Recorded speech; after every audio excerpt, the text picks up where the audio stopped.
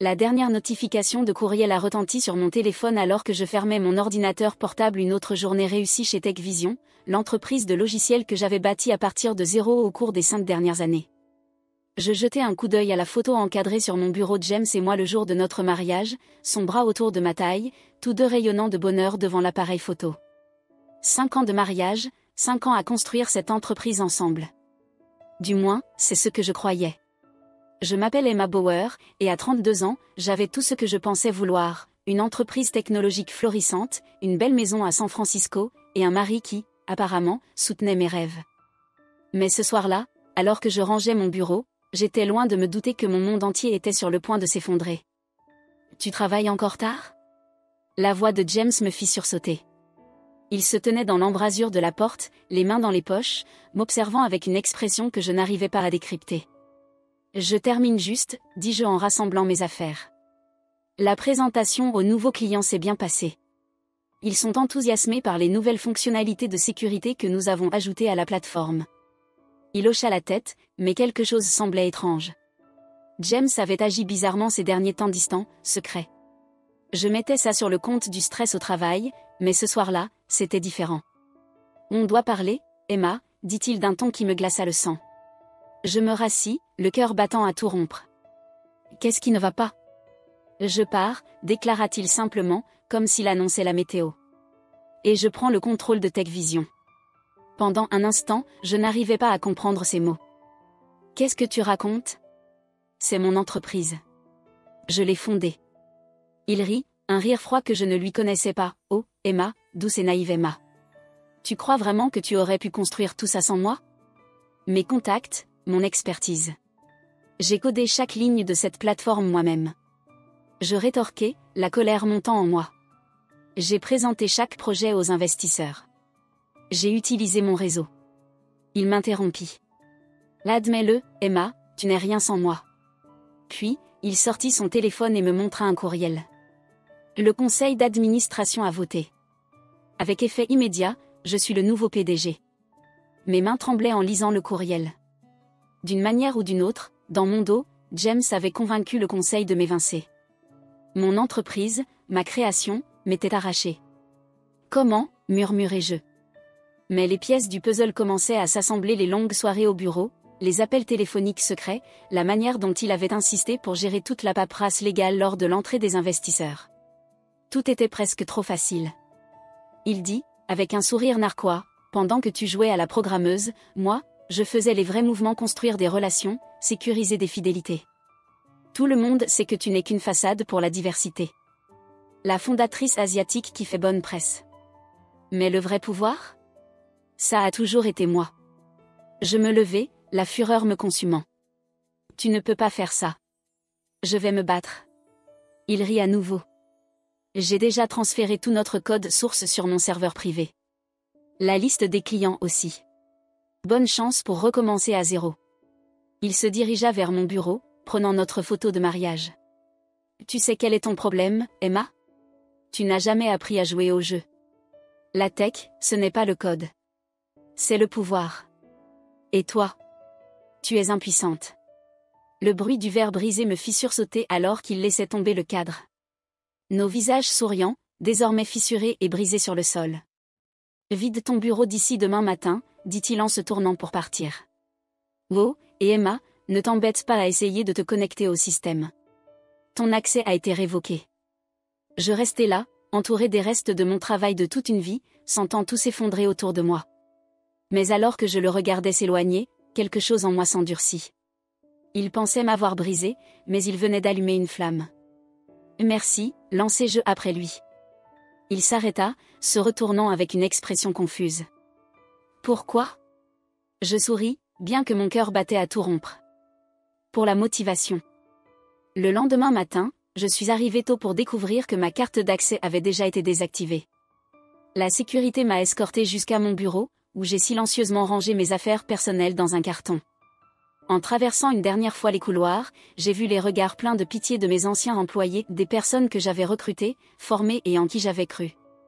James m'observait depuis son nouveau bureau, mon ancien bureau, avec ce sourire suffisant toujours scotché sur son visage. Il pensait avoir gagné, que je disparaîtrais tranquillement dans l'oubli. Il n'avait aucune idée de ce qui l'attendait. Ce soir-là, dans mon appartement vide, James était déjà parti, ne laissant qu'une demande de divorce posée sur le comptoir de la cuisine. J'ai ouvert mon ordinateur portable et commencé à coder. Je n'avais pas besoin de son code volé ni de sa liste de clients. J'avais bien mieux, des connaissances, de la détermination et un désir ardent de lui prouver qu'il avait tort. « Tu n'es rien sans moi ». Ces mots résonnaient dans ma tête tandis que mes doigts glissaient sur le clavier. J'allais lui montrer à quel point il avait tort. Miss Bauer, une voix m'a tiré de mes pensées. Elisa, ma première employée, se tenait dans l'entrée de mon bureau improvisé. Tout juste diplômée en informatique de Berkeley, elle me rappelait moi à son âge brillante, enthousiaste et sous-estimée. La démo est prête, dit-elle, presque en sautillant d'excitation. Je l'ai suivie jusqu'à l'espace de développement où notre petite équipe s'était rassemblée, 5 personnes, c'était tout. Loin des plus de 100 employés de TechVision, mais ce qui nous manquait en effectif, nous le compensions par notre talent et notre motivation. Montrez-moi, ai-je dit en prenant place. La démonstration était parfaite. Notre système d'intelligence artificielle détectait et neutralisait les menaces plus rapidement que tout ce qui existait sur le marché, y compris la plateforme de TechVision. Mais, plus important encore, il apprenait de chaque attaque, devenant ainsi plus fort et plus intelligent. C'est incroyable, ai-je murmuré en regardant le système s'adapter en temps réel. Combien de temps avant qu'on puisse le présenter aux investisseurs ? 2 semaines, répondit Lisa avec assurance. Nous devons juste peaufiner l'interface et effectuer les derniers tests. J'ai hoché la tête, sentant l'espoir renaître en moi. Nous avions quelque chose de spécial ici, quelque chose qui pouvait tout changer. Le lendemain matin, j'ai reçu une visite inattendue. Sarah Martinez, ancienne responsable des ventes de TechVision, est entrée dans notre bureau sans prévenir. Pas mal comme installation, dit-elle en regardant notre espace modeste. Ça change des grands jours, non ? Je me suis crispée. Sarah avait été parmi les premières à se ranger du côté de James lors de la prise de contrôle. « Que veux-tu » ai-je demandé. Elle s'est assise, le visage grave. « La situation chez TechVision ? Elle est catastrophique, Emma. James est en train de couler la boîte. La plateforme stagne, les clients sont mécontents, et les meilleurs talents partent. » J'ai gardé un ton neutre, bien que mon cœur battait à tout rompre. « J'ai entendu des rumeurs sur ce que tu construis ici. » Elle se pencha vers moi. On dit que c'est révolutionnaire. Je veux en être. Je l'ai étudié attentivement. Pourquoi devrais-je te faire confiance ? Parce que je me suis trompée sur James, dit-elle doucement. Nous nous sommes tous trompés. Et parce que j'ai apporté ceci. Elle sortit une clé USB, des rapports internes montrant des vulnérabilités graves dans la plateforme de sécurité de TechVision. James est au courant, mais il refuse d'allouer des ressources pour les corriger, dit-elle. Il est trop occupé à impressionner les investisseurs avec des fonctionnalités tape à accent grave l'œil. J'ai pris la clé, l'esprit en ébullition. Ces informations étaient précieuses, mais quelque chose semblait louche. Où est le piège ? Sarah sourit. Pas de piège. Je veux juste être dans l'équipe gagnante cette fois. Et Emma, c'est toi. Après son départ, j'ai demandé à mon équipe d'analyser la clé USB pour détecter tout malware avant de l'utiliser. Les rapports étaient légitimes et accablants. La plateforme de TechVision présentait des failles de sécurité critiques mettant les clients en danger. J'ai travaillé tard ce soir-là, réfléchissant à ce que je devais faire. La chose éthique aurait été d'alerter les clients de TechVision à propos des vulnérabilités, mais James trouverait un moyen d'étouffer l'affaire, et cela révélerait trop tôt nos intentions. Non, il fallait être plus malin. Stratégique. Le lendemain matin, j'ai convoqué une réunion d'urgence avec l'équipe. On accélère notre calendrier, ai-je annoncé. Je veux que tout soit prêt pour la présentation dans une semaine. Une semaine ?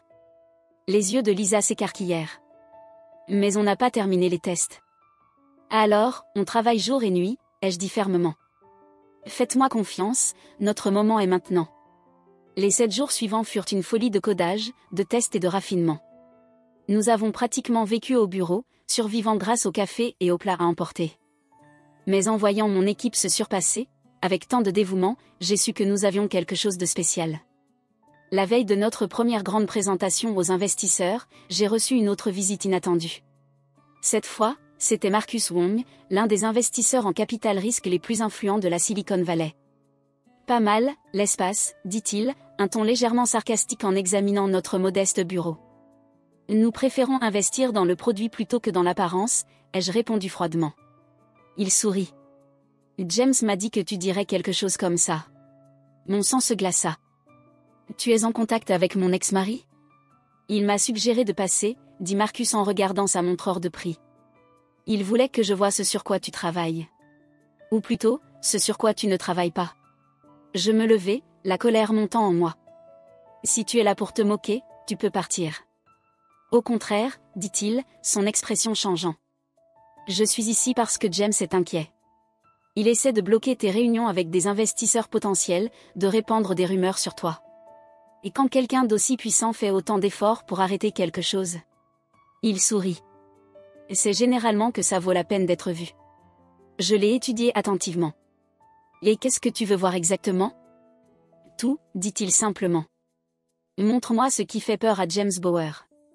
Pendant 2 heures, je lui ai présenté notre plateforme. J'ai montré les capacités d'apprentissage, les fonctionnalités de sécurité adaptative, tout ce que nous avions créé de zéro. Quand nous avons terminé, il s'est assis en silence pendant un long moment. « Combien cherchez-vous à lever » demanda-t-il enfin. 5 millions, ai-je répondu. Pour 20% des parts. Il secoua la tête. Pas assez. Vous devez voir plus grand. Il sortit son téléphone et commença à taper rapidement. Je transfère 10 millions maintenant pour 15%. Je le regardai, abasourdi. Pourquoi? Parce que la vengeance est un puissant moteur, dit-il en se levant. Mais ce que vous avez construit ici? Ce n'est plus une question de vengeance. C'est une révolution. Alors qu'il sortait, mon téléphone vibra avec une notification de transfert 10 millions de dollars. Suffisamment pour se développer, embaucher et enfin rivaliser à armes égales avec TechVision. J'appelai immédiatement Lisa. Rassemble l'équipe. On part faire du shopping pour un vrai bureau. Le lendemain matin, alors que nous emballions nos affaires dans notre petit espace à Auckland, je tombai sur notre premier tableau blanc, couvert d'esquisses et d'idées. Tout en haut, écrit de ma main, rien sans lui. Regardez-moi. Je souris en prenant une photo avant d'effacer tout ça. La phase 1 de notre parcours était terminée. La phase 2 allait commencer. Avec l'investissement de Marcus Wong, Phoenix Tech se transforma du jour au lendemain. Nous emménageâmes dans un bureau élégant au centre de San Francisco, recrutâmes les meilleurs talents et accélérâmes notre calendrier de développement. Mais le véritable tournant arriva 3 mois plus tard, lorsque le monde de la cybersécurité fut secoué par une énorme fuite de données. La plateforme de TechVision avait échoué de manière catastrophique. Une vulnérabilité, la même que Sarah m'avait signalée, avait laissé des dizaines de grandes entreprises exposées. Les données des clients étaient compromises, les prix des actions s'effondrèrent, et les médiatèches se déchaînèrent. J'étais en réunion lorsque James fit irruption. « Qu'est-ce que tu as fait » lança-t-il, furieux. Sa voix tremblait de rage. « Je n'ai rien fait » répondis-je calmement. « Les vulnérabilités de ta plateforme ont causé ça. Tu étais au courant. Tu aurais pu nous avertir, comme tu m'as averti avant de voler ma société. » Je ne pus m'empêcher d'afficher une certaine satisfaction dans ma voix. Et d'ailleurs, j'ai essayé de te prévenir. Sarah Martinez t'avait apporté ces rapports il y a des mois. Son silence disait tout. L'admets-le, James.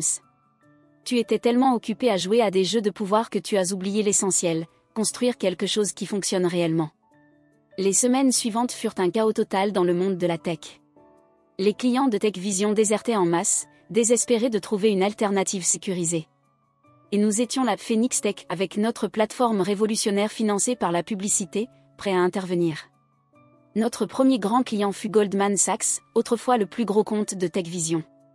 Quand leur CTO vit notre démonstration, il signa sur le champ. Les autres suivirent rapidement Microsoft, Oracle, Twitter. Chaque succès était une véritable victoire. Puis vint le moment qui rendit tout cela encore plus gratifiant. J'étais interviewé par TechCrunch au sujet de l'ascension fulgurante de Phoenix Tech lorsque la journaliste me posa une question sur James. La société de votre ex-mari traverse une période difficile, dit-elle. Avez-vous un commentaire sur les récents problèmes de TechVision? Je souris, repensant à cette nuit dans mon bureau lorsqu'il m'avait dit que je n'étais rien sans lui. Et l'innovation ne vient pas des jeux de pouvoir ou des politiques d'entreprise, déclarai-je. Elle vient de la passion, de la détermination et de la volonté de recommencer quand c'est nécessaire. TechVision a oublié cela. Pas nous. L'article devint viral en quelques heures. La valorisation de Phoenix Tech atteignit $1 milliard. Nous étions officiellement une licorne. Ce soir-là, alors que je regardais la baie depuis mon nouveau bureau, Lisa frappa à ma porte. Il y a quelqu'un qui veut te voir. C'était James. Il avait l'air différent, fatigué, abattu. L'arrogance avait disparu de sa posture. Je vends Tech Vision, dit-il sans préambule. Je haussai un sourcil. Et tu me dis ça parce que... Parce que la seule offre sérieuse vient de Cisco, et ils veulent que tu la diriges, rit-il amèrement. Ironique, non. Ils veulent la fusionner avec Phoenix Tech sous ta direction. Je laissai ces mots s'imprégner. Tout était bouclé. Tu sais ce qui est drôle, James, dis-je en me dirigeant vers la fenêtre. Rien de tout cela ne serait arrivé si tu ne m'avais pas trahi. Tu m'as offert le plus grand cadeau possible, la motivation de construire quelque chose de meilleur. Il me fixa, la réalisation éclairant ses yeux. Tu avais tout planifié, tout ça? Non, le corrigeai-je. J'ai simplement travaillé plus dur que toi, construit de meilleurs produits que toi, dirigé mieux que toi. Tout ce que tu prétendais que je ne pouvais pas faire sans toi, je l'ai fait. Et je l'ai fait mieux. Après son départ, je réunis toute l'équipe. En regardant ma team, désormais forte de plus de 200 personnes, je ressentis une immense fierté. Phoenix Tech a commencé comme une histoire de revanche d'une femme, leur dis-je. Mais c'est devenu bien plus grand. Nous ne sommes pas juste une entreprise, nous sommes la preuve que parfois, les meilleures histoires de succès commencent avec quelqu'un qui vous dit que vous allez échouer.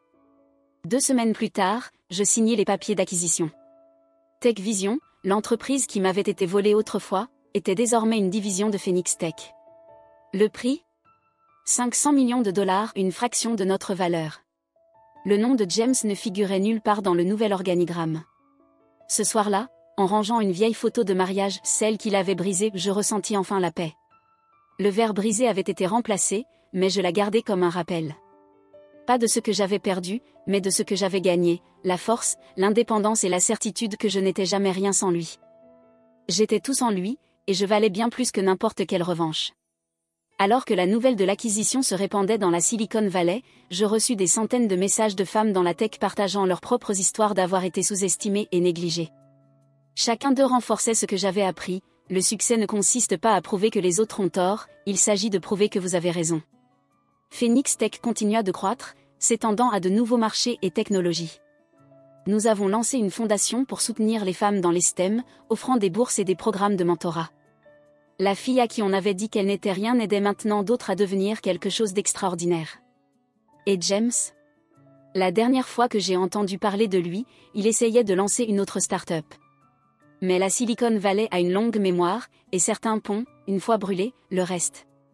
Quant à moi, je garde cette photo de mariage brisée dans mon tiroir de bureau, pas parce que j'en ai encore besoin, mais pour me rappeler, ainsi qu'aux autres, une vérité importante. Parfois, les personnes qui essaient de vous briser finissent par vous rendre inébranlable. C'est ça, le truc avec les phénix, ils ne font pas que renaître de leurs cendres, ils s'élèvent.